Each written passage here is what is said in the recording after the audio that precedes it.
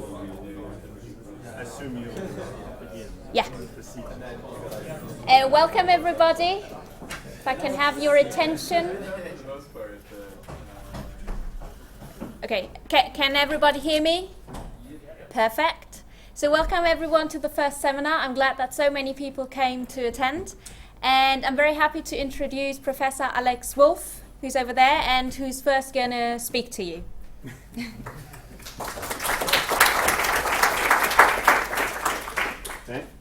Thank you, Claudia. I guess you didn't have to explain why we're here, but and it's not the food, right? Okay. So this is the first meeting of the year of the ACM Student Chapter. And how many of you are new to the chapter? Okay. How many of you are old to the chapter? Okay. So I guess there should be a little bit of explanation. You got some email about it, I'm sure. But how many of you have heard of the ACM? Okay. And how many of you know what ACM stands for? All right. Good. Yeah. So ACM is an interesting organization. It's just to start with that for a minute. And why I guess I'm standing here. I am the faculty advisor for the student chapter. So each chapter has, there are many chapters in the world. Each chapter has a student advisor, and I'm the student faculty advisor to the student chapter. But that's not why I'm here, really. I mean, why I'm here is because I am a member of the ACM. And as a member of the ACM, I participate in an organization that, let's see, what's the tagline? It's to advance computing as a science and a profession. So ACM stands for Association for Computing Machinery, which is a very quaint name, I would say, quaint. It was invented in the days when computing was all about the machines. So ACM is about 65 or 70 years old. It was started by some of the very first people in computing. The people who built the very first real machines to do computing. And they named their association after what they were doing, which was building machines.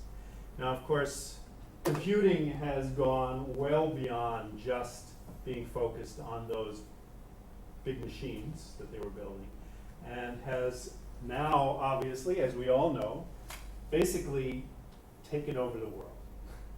It's touching many, many, many people's lives. Not everyone's lives, but many people's lives. And this association of people started 65 or 70 years ago. The society of professionals has had a big impact on that growth and on that change, and thereby impact on our society. So I guess when I think of ACM, I think of that impact, I think of the professions, and I think of quality. That ACM is about establishing not just some group of people who get together to talk about computing, but also to, in a sense, create an environment in which we can do good computing, great computing. Okay? And so I'm a member of ACM because I like to associate myself with that quality and those ideals. Okay. Now, history, personal history. I became a member of the ACM when I was a PhD student. In fact, in my second year as a PhD student. So I was a master's student then. Because in the US, the first thing you would do is go and you would get a master's for 2 years, and then you would do a PhD. And my area was systems, so my PhD lasted 4 years. So I was in graduate school for 6 years. And in the second year of this, I became a member of the ACM. And I became a member of the ACM for two reasons. One is that my advisor, Lori Clark, she was involved in the ACM. And you know, when you see your advisor doing something and you kind of admire what they're doing and you respect what they're doing, you get involved. And the second reason was that I was going to go to my first conference. And one of the benefits of ACM, one of the big benefits at that time, was that you would get a discount on the registration fee. So I joined the ACM as a student, and I've been a member ever since. And I had found that to be a very valuable experience. So I'll just, actually, Claudia said that I would tell you a little bit about what I'm doing. My advisor was, I don't know about you, I don't know why you're doing a PhD. I mean, I assume, how many of you are doing PhDs? Okay. How many of you are doing masters? Okay. How many of you are thinking about going into industry? How many of you are thinking of going into academia? Okay. See, when I was doing what you're doing, I wasn't thinking at all. I didn't know what I was going to do. In fact, I didn't know that I was going to get a master's. One day, I got it. I applied. I was admitted. I could have gone to work for AT&T, but it was a sunny day in Massachusetts, so I went to Massachusetts. And oh, seriously. I mean, you laugh, but really, these decisions were based on very little. And so I went there, and I decided to get a master's. And one day, Lori Clark called up before I joined and to offer me the position. And I didn't know who she was, and she said, "Would you like to come work with me?" And I said, "Sure, why not?" And so she was doing software engineering research, and I didn't know what software engineering was, but it sounded interesting, and so I was working with her, and eventually I stayed and I did a PhD because she was kind of on the path, and then I stayed for another year and a half, and and it just sort of followed along like that for me. I never really thought about what I was going to do, but I always followed what I thought was interesting, and I think that's a really important lesson. So I started off in software engineering, and I did this PhD, and the dissertation was about large-scale distributed systems. Now, you have to understand that I went through high school and college, straight into a master's, straight into a PhD, and here I was. I just finished a dissertation on large-scale distributed systems. The largest program I ever worked on was probably, 5,000 lines, 6,000 lines. It was Ada, by the way. Ada programming language? No match. Okay. Ada is Ada's a language. We'll leave it at that. And so I got my PhD, and I realized I didn't know anything about large-scale distributed systems, which is an interesting lesson about the dissertation versus the reality. So I decided I would go to Bell Labs, Murray Hill, AT&T Bell Laboratories, because they were at that time a place that was building really large distributed systems. In fact, the largest distributed system, maybe the second largest distributed system of the time, which was the telephone network. I mean, really the telephone network. And the larger than that was probably the air traffic control system.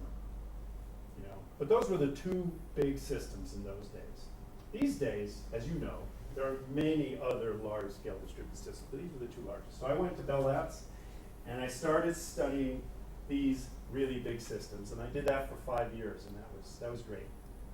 But after a while, I realized, it's a nice job, but I was looking at my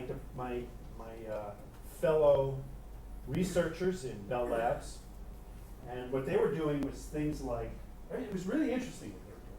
Okay. One of the things they were doing was speeding up the cat command in Unix. Okay, so Bell Labs is, This is where Unix was invented. And one of the things you would do is you would go to what was called, literally, Unix heaven. And Unix heaven was where the people who were working on Unix worked in research, and it was a round room, and they all sat facing away from each other. These are real, Ritchie and Thompson and Rob Pike and all those guys. But people in my department there was this guy who did, he was speeding up the cat command. You know the cat command? Cat? Cat? Yeah. Okay. Now, you think about it. You say, speeding a cat? I mean, come on, who cares? But in fact, the cat command was a command that was used in the telephone system inside of the tightest of tight loops of the telephone system.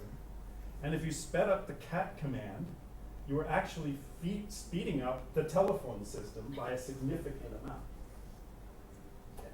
So, I mean, this was kind of an interesting lesson, but I knew that's not what I wanted to do. I didn't want to speed up the cat command.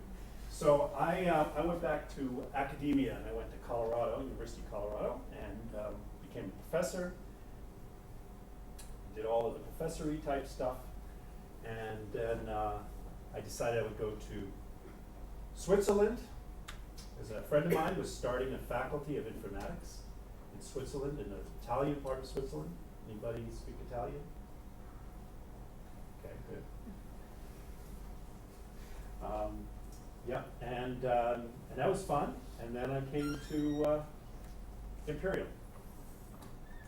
And none of this stuff did I ever really think about, okay? But the one constant in this whole thing has been my association with ACM. So, are any of you a member of anything? Are you a member of something? You belong to something? Okay. So how do you define membership? What does it mean for you to be a member? What does it mean for you to be a member? I have somewhere to find people to address my problems, etc. Or how did you become a member? Basically, in Greece, after you finish engineering, you get to be a member of the technical chamber of engineering of Greece. And how do you identify yourself as being a member? Do you have to sign up? I have a card basically saying the registration number and this kind of stuff. How do you get the card? That's right. Afterwards, you pass. You go to an interview, and you have an interview with these people to see that you are good enough as an engineer to be part of the chamber. You register. Do you pay anything? Yeah. So, why do you do this? It's basically mandatory in order to be a professor.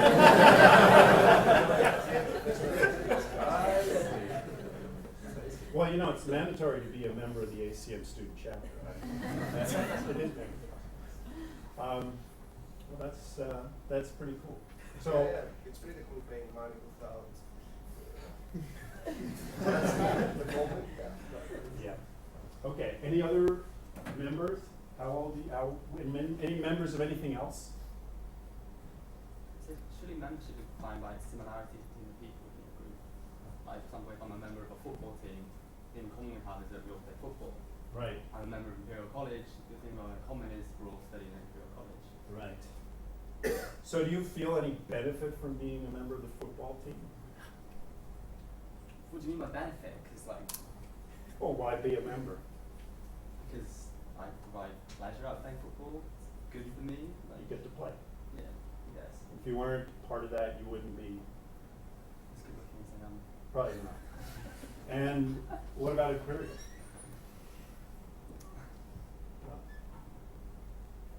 Is there anything about being with these people that attracted you to Imperial?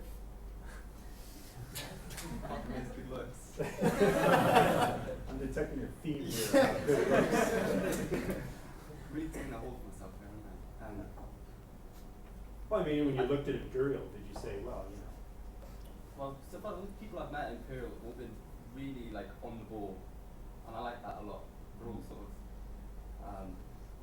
yeah, keen to sort of learn and progress. Do you have a card? Yeah. Yeah. Me too. Do you have to pay? Yeah. Okay. Are you not? Paying? No, I'm being paid. Fortunately. Yeah. Okay. Well, you know, I'm a member of the ACM, and I pay.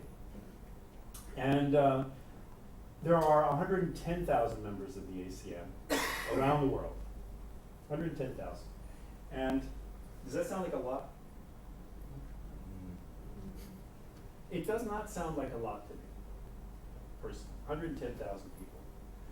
It is, by the way, the largest professional computer society in the world. That's only 110,000 people.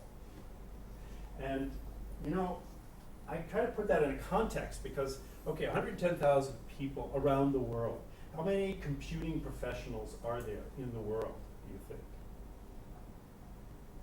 Tens of millions? There ought to be millions and millions of people, okay? So 110,000 people somehow think that it's valuable to be a member of this organization. So valuable, and so there's some feeling that there's a transaction, that you get something back from being a member of the thing.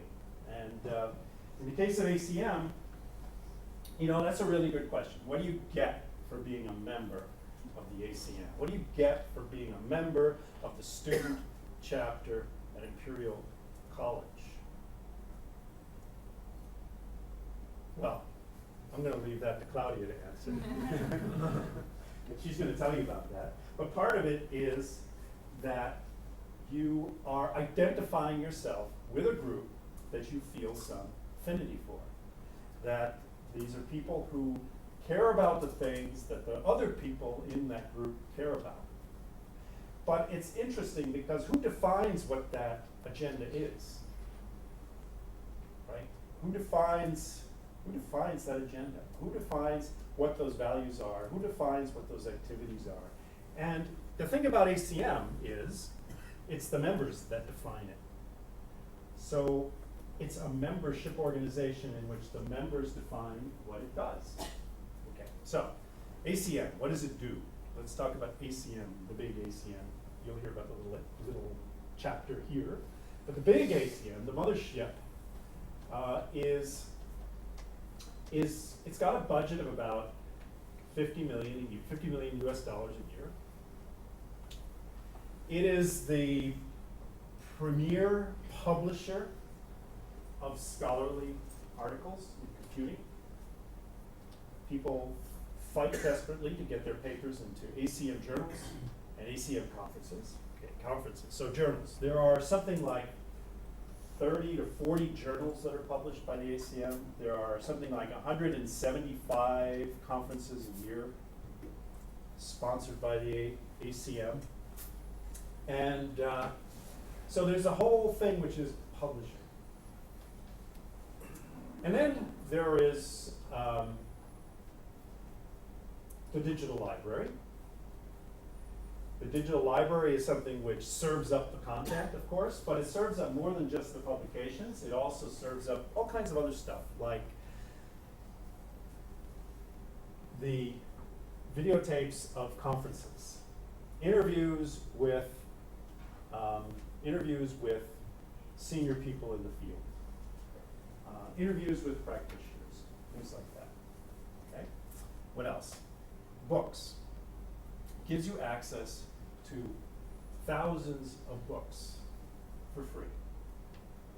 Okay? Books that would normally cost a lot of money. Unless, of course, you've got them by other means, which is a really big issue for ACM as a publisher, because there are other means to get content these days, right? We all know that. Content is becoming a free, there's an expectation that content is free, right? You expect almost to have free movies and free books and free videos and free music. Well, you pay for some things, right? How many of you actually pay for your music? Okay. How many pay for your movies, videos. Okay. But, you know, not everybody does. And what does that money go to when you pay for the music, you pay for the video? Presumably paying for the costs of producing it, and profit for the people who did it, right? The movie industry is doing great. The music industry is doing great. Okay. So the ACM now, when it comes to publishing, what happens to the ACM? Now the ACM is not a commercial publisher.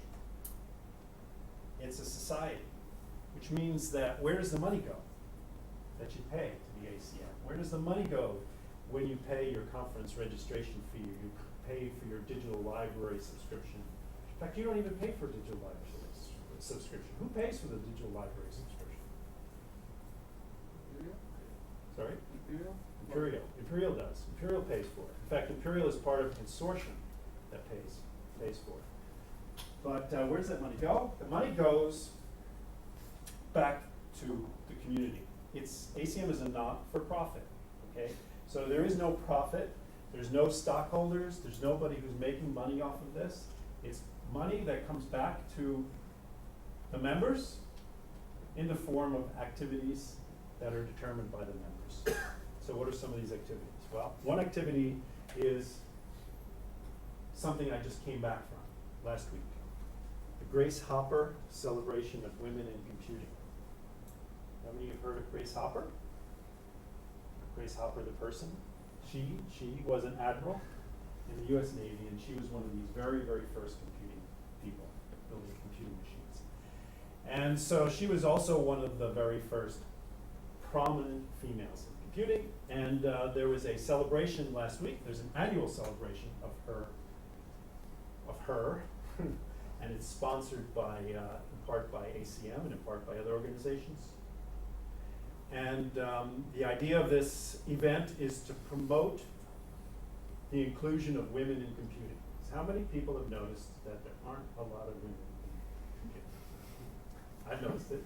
So you don't see it as quite as well, because when I stand in front of a classroom and I look out, all I see is a bunch of mostly men. Okay? And that's really ridiculous, because of course the population is mostly women. So something is weird. And what the Grace Hopper is trying to do, and other groups, including the ACM, is trying to promote the inclusion of women. So this event was a really good event. I got a chance to speak at it, and as I've told several of you, there was 8,000 women at this event, and 450 men. It was really quite astounding to get up there and speak to these people, and that was you know that's an example of it. Example of what ACM does and pays for. But ACM also does, besides broadening participation, it defines educational curricula. So here at Imperial, we don't use the ACM curriculum very much, but many, many, many universities across the world use the ACM curriculum developed by ACM members and volunteers to shape their studies, to shape their courses, their course offerings. Okay? That's the huge impact. I mean, basically, the ACM, through its reputation and through its efforts, gets to define what computing is and what people need to know as a computer scientist. That's really powerful. Another activity is all about practitioners, actually. So we distinguish between, there are two kinds of professionals that we consider. Practitioners, people who actually do stuff, and researchers, researchers who think about stuff, okay? And the researchers, of course, there are two kinds. There's the academic researcher and there's the industrial researcher, but there's researchers and there's practitioners. So most of the members of ACM, let's say more than half the members of ACM are practitioners. More than half of the ACM are from outside of North America. Okay, so It's quite diverse organization. And so in terms of practitioners, there's a wonderful series of discussions among the leading edge practitioners on the Q website and in CACM. So these are the main outlets for some of the practitioner content. If you want to know what's going on, really going on in computing, you should be reading these Q articles.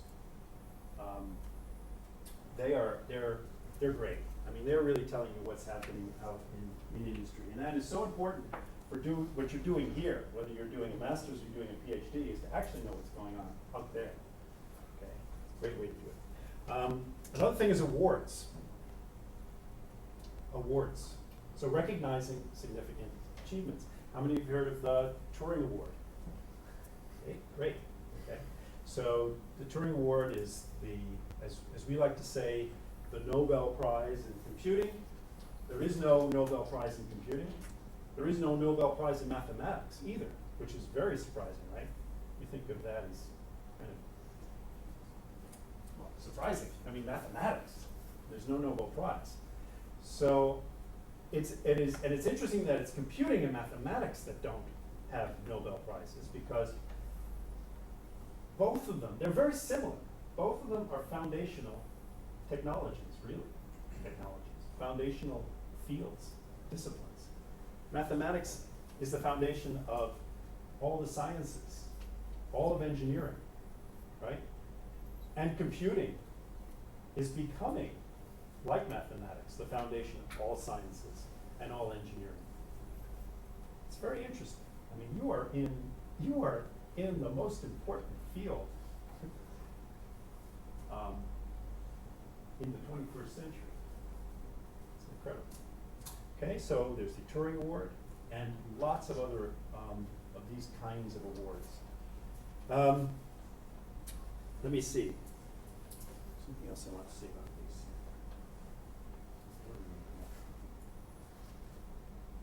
Let's see, ACM. So the ACM is to summarize some of my thoughts. The ACM is a membership organization.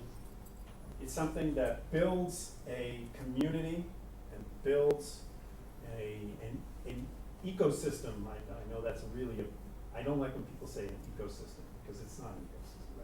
But it builds an ecosystem around the development of ideas and the putting of those ideas into the leading products in the world. And this society, the ACM, supports that. So I said, to go back, there are 110,000 members. Doesn't sound like very many. Oh, by the way, what about students? Students are about 20% of 110,000, 20 or 25%, 20%, something like that. So 110,000. But it turns out, we did a little bit of a back of the envelope calculation. We said, well, 110,000 people, there's got to be more people. And it turns out there are more people, and it's the people that ACM reaches. And we did this sort of back of the envelope calculation, and it's on the order of 3 to 4 million people that ACM actually touches. So people who go to conferences, people who write papers, people who visit the website, visit the digital library, people who, interact pretty deeply with the ACM. And so you do this calculation, you realize that most of the people who are feeling benefit from the ACM aren't members of the ACM. So most of those people don't get to determine what's actually going on in the ACM, but they're they're being affected by those people. So, membership is a really interesting dynamic, and we have to figure out, what that means for you. So this is really your first exposure to this kind of organization. Okay, you've had this, but this chapter is really a first taste of how you can leverage each other's interests and enthusiasm about a discipline. I mean, this is your professional discipline. This is why you're here. And you're here, And it's of the stature it's at because of this ecosystem that has developed and was developed by other people. And you're going to be part of that. And I think that there's benefit to identifying yourself with that ecosystem explicitly by saying I'm a member, and by contributing to it as a volunteer. So Claudia is a member, Sylvia is a member, but they are also volunteers. And they are, you know, taking an active role in shaping how this discipline is going to go. And that's really a powerful, intoxicating sort of thing. I applaud, and actually all of the officers in the chapter, all of the people who've been volunteering, you know, I really applaud their effort, because you're all busy. We're all busy. I'm busy. But we still choose to do this because it's important. And, you know, we can't over-optimize what we do day to day and say, well, okay, this is, you know, I want to get a PhD, so what I have to do to get a PhD is I have to write a dissertation. In order to write a dissertation, I have to write 3 papers. In order to write 3 papers, you know. And you can go that way, you can take that route, and you will certainly get to that point. But where will it leave you? It'll leave you with a dissertation and 3 papers. It won't leave you with a community. And that's really what your career is made of. Okay, so anyway, I've talked way too long, sorry. I'm sorry.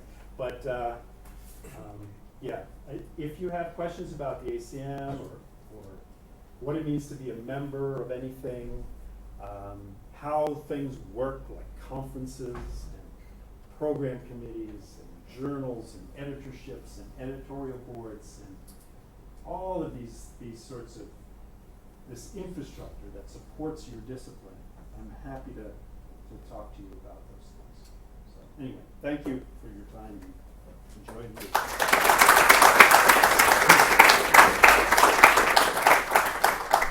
Okay, thank you very much, Alex. That was a great talk. As Alex said before, so he was talking about the ACM in general, and I'll tell you a bit more about the local student chapter. So I don't know why the ACM initially called it chapter. It's basically just a group of students. So it's not like a chapter in a book or anything like that. Alex was talking about what are the benefits of becoming a member of the ACM. And in order to become a member of the student chapter, you don't necessarily have to be a member of the ACM, just to say that. If you're a member of the ACM, that's great as well, of course, but you don't necessarily have to be. So you can sign up as a member of the student chapter. It's all for free. And so what are the benefits of becoming a member, just in short? So it depends on what kind of member you are, basically. You, as a member, you can either just come and attend events that we organize, so you benefit in that way. You can come to these events, and you can make suggestions to us what kind of events you would like to see, or even what you would like to be changed in the student chapter or within the department. The other side of being a member is that you can become a contributor. So Alex mentioned that there are already quite a lot of volunteers who organize all these events, and you can become one of them. And as an organizer, you get a lot of useful skills, and we have 2 people here who will talk about their experience a little bit in a short time. So I first wanted to tell you a bit more about what kind of events it is that we organize. So you all here, this is the first seminar, and these seminars will happen every Monday between 1 and 2 p.m. This is a bit of a special one because this is more of an introduction to the ACM and the ACM student chapter. What it will be from now on, starting next week, is basically talks. And those talks will be about half an hour long. So again, this one here is a bit of a one-off because me and Alex will be talking for a bit more than half an hour in total. But usually it will be half an hour, and after that you can leave if you have other stuff to do, or you can stay for questions and answers and for a bit of lunch. So what are these seminars going to be about? They are going to be talks there are going to be talks held by students in this department. Mostly they're going to be PhD students, but if you're a master student, you have something really interesting to tell. We're very happy to also have talks by master students. And and the other half of the talks, so they're probably going to be alternating more or less. So we'll have a talk by a student, and the next week we're going to have a talk possibly by a student or by a company, all research related, but not particularly about the research topic. So for example, what we have next week is going to be a research talk by a PhD student called Patrick Snape. He's in the iBot group here at Imperial College. So he's working on face recognition. So that should be a quite interesting talk. And the week after, we have a company here. It's called Write LaTeX. And they developed an online editor for LaTeX, and where you can collaborate with other people on your LaTeX documents. So that's something that's really useful for research, because I don't know, for the master students, maybe you didn't have to use LaTeX so far, but it's something in computer science, everyone uses LaTeX. Forget Microsoft Word. Maybe even for your thesis, you might want to use LaTeX. It's just, it typesests everything a lot better, basically. But that's a different discussion. So this is about the seminars. But we don't only organize seminars. So for example, this might be more interesting to PhD students, although also for master students. So we're organizing an internship event. We have companies, this is at the end of October. And we'll have companies come and talk about specific internship possibilities or opportunities for PhD students. So not the normal, because as a PhD student probably, well, during your master's degree you don't have time to do an internship, but as a PhD student or at the end of the master's degree, you don't really want to do the same internship that this first year undergraduate does. You want to be valued for your degree, for the knowledge you've got. So that's why we have companies coming who are particularly interested in having PhD students or postgraduates as internship students. And this is also a great opportunity, not just if you're interested in the internship, but because there is going to be a lot of networking afterwards, so you can also talk to those companies about job opportunities. And we're still finalizing, so the companies that are on there are not finalized yet. We're still finalizing which companies are coming, but you will definitely receive an email about that once that's finalized. Then this is our annual workshop. It's called ICCSW. It's the Imperial College Computing Student Workshop. So this has been running for the past 4 years. So 2015 will be the 5th year. And it's always at the end of September. It's basically like a small conference, but for postgraduate students. So all the authors send papers to this conference, and all the authors are students. And all the organizers are basically the ACM student chapter, so students as well. And we're very much looking for more organizers, more volunteers for that, because again, you can learn a lot of useful skills out of that, and you don't need any experience with conferences, but you can gain a lot of experience in how conferences run, what kind of things need to be organized, skills in how to talk to people, how to try to make someone to come and join for a talk, how to talk to companies to get them as sponsors and things like that. So they are very valuable skills that you can learn. And we'll have an initial meeting this week, Friday at 3 p.m. So if you're interested, come to that meeting, and we'll be talking more about what ICCSW is about, what the organization includes, and what kind of things need to be done. We also have some socials. So the next one we'll organize is bowling, and that's going to be at some point next week, at the end of next week, and members are being subsidized. Again, more details to follow. So this is just a bit to show you what's going on in the student chapter. Then a bit more about the organization. So we have a committee. We have an elected committee. That's the chair, the vice chair, the membership chair, who's basically, some of you might have received email from him. His name is Zong Liu. He was the one when you sign up saying, hey, great, you sign up, and things like that. We have a secretary, someone responsible for the finance, and the webmaster. So these are really elected by the members of the student chapter.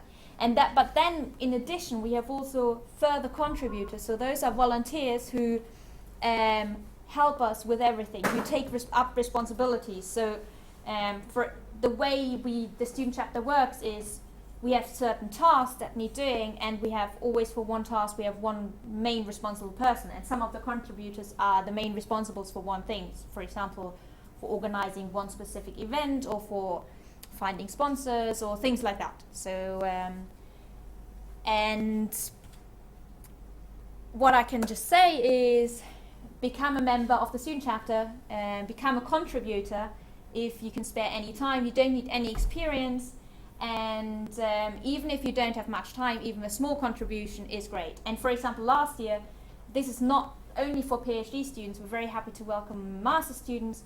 We had a master student last year who, for example, organized a whole trip to a computer science museum, Bletchley Park. So that was great. So yeah, I'd like to, we'll continue. Yeah, I'd first like to get Nick and Petra up here. They are two students who used to be in the ACM student chapter who are finishing their PhD this year, and they'll very quickly tell you why it's really good to be a contributor and what kind of useful skills they got out of being part of the student chapter.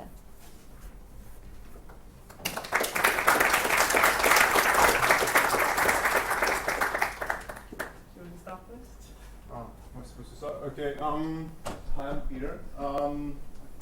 Yeah, so Claudia asked me last week whether I can, stand up here in front of you and tell you a little bit more why it's useful to be a part of ACM student chapter. And I was really, thinking for quite some time, what shall I tell you? There are different events. For example, 2 weeks ago, I got back from the high-level Laureate Forum, which is a huge forum when young researchers meet with all the Turing laureates as well as field medalists and Abel and Evelina Prize winners. It was a huge thing, and it was one of the best events I've ever been to. And it's possible that part of the reason why I was selected, actually, there is a selection process, and only about 200 students, 100 from computer science, 100 from mathematics, get selected out of, I think, 1,500. So, it's quite a competitive thing. And it's very likely that part of the reason why I was selected was because I've been involved in ACM. I've definitely put it into my CV. What I don't know is how big of a role it actually meant in the end, because the review process is internal, it's confidential. But that definitely played a role. But I was thinking, maybe there is something else, something a bit more, quantifiable. And in the end, what I came up with is the fact that I'm actually standing here. So, there are things like 150 PhDs in this building, and many of them actually did much better job during their PhDs, both in terms of the number of publications, conferences they published at. But instead of them, it's me here, and one reason is because I've been a chair of ACM chapter last year. I was the first chair. I was just one of the co-founders of the chapter. Now, why was I the first chair? Well, it wasn't that they would, a bunch of people would just pop into my office and ask me, would you like to be the chair? No, not really. The reason why I believe I was elected the chair is because I was working as a member of the committee for ICCSW for the past 4 years. I was also there. We actually, together with Nick and the 3 other people who are no longer here at Imperial, actually started the whole thing. And, when we came in, there was no such thing as student seminars. There was no such thing as ICCSW. There was no such thing as ACM chapter. And when I came in, it was really awkward because I was really hoping to talk to all these people around and figure out what they are doing, but nobody was really willing to share anything. Everybody was so deep down, buried inside the research, and I was hoping, maybe it would be nice to actually have some kind of platform, some way to actually talk to each other and share experience, and not just, like our successes, I've been to conference here and there, but also about failures, because I think it's one of the important things about computing and any field in general is the failures are, maybe even more important than successes, because this is how you learn what not to do rather than what to do. And so that's why we started 4 years ago student seminars. And this turned out to be very useful because it was this informal ground when students can really talk to each other without a fear of their supervisors, behind their back watching whatever they say.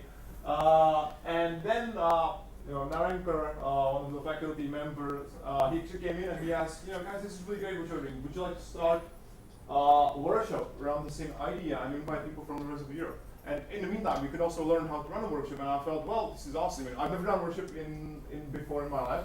I've been to a couple of them, but I've never organized one. And I felt, what does it actually take? It's kind of the same as, if you go to operating system course, people will tell you what the operating system is, but then when you are supposed to sit down, it actually turns out it's a very different experience. And I believe even if I now give you, 1 year-long lecture, course on operating systems, you wouldn't just sit down and write something like a Linux, because listening and learning about something and actually doing it is very different. And with this workshop at ICCSW, it was exactly like that. What we learned in practice was just so invaluable, and that's why we kept doing this for 4 years. And this is what kind of then brought us together. We felt, maybe we could take it a little bit, another step further, and that's why we started ACM. And everything I've learned throughout these 4 years was incredibly valuable, because these are the skills which you don't learn normally while you're doing your PhD. And it's actually funny because like now when I'm talking to younger PhDs, lots of them are actually talking to me and they're telling me, I would like to learn all these managerial skills because when I finish my PhD, I would like to become a manager, CEO of a company, and I would like to go to this business school and do this mini MBA course. But the problem is that even if you do, everything you will learn will be just these theoretical skills, Same as if I teach you something about operating systems, but it doesn't really mean that you have to, you know how to do it. You don't know how to run something like ICCSW, manage budgets, manage people, which turned out to be the most, difficult part of the experience by far.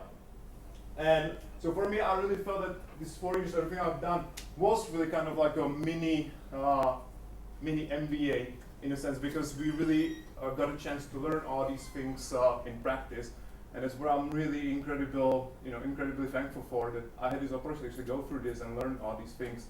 And in the end, it might happen. I have 3 papers, and there might be 50 people who will read them ever. But when I actually leave Imperial, what will be left behind is the ICCSW, is the ACM. These things will carry on for hopefully as long as possible. And these things will be also shaping the future, your future, and the future of other generations who will come later on. And I think this is a much bigger achievement than all these papers or all the research I've done those past 4 years.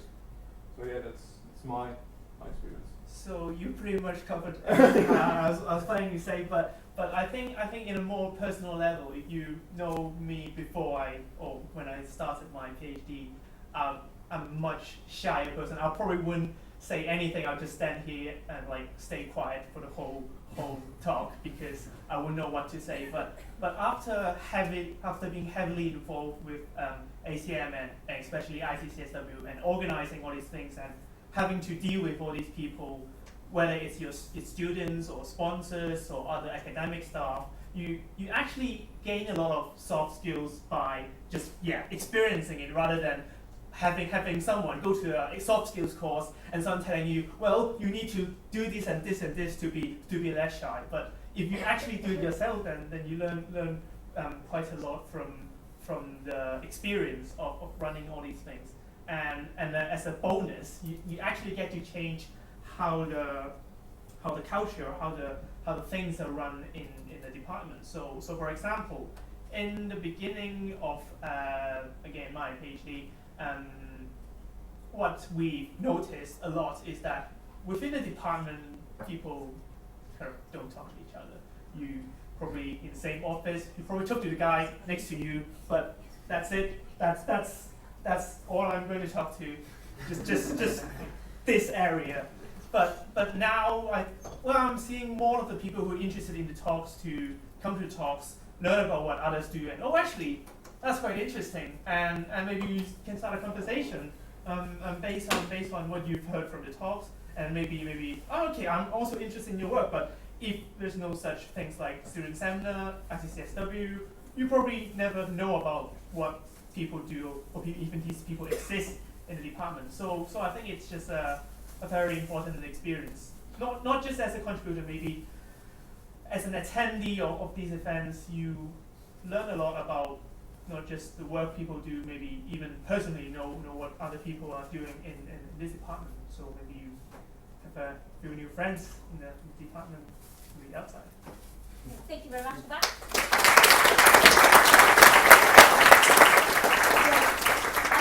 say again, this is a one-off seminar, so usually we would have stopped like 25 minutes ago. And we'd have actually time for lunch. So if you want, there are some sandwiches over there. On your way out, just pick something up. But usually we'll also have time for questions, which now is not given. But if you have any questions, just email us or talk to me in person. Thank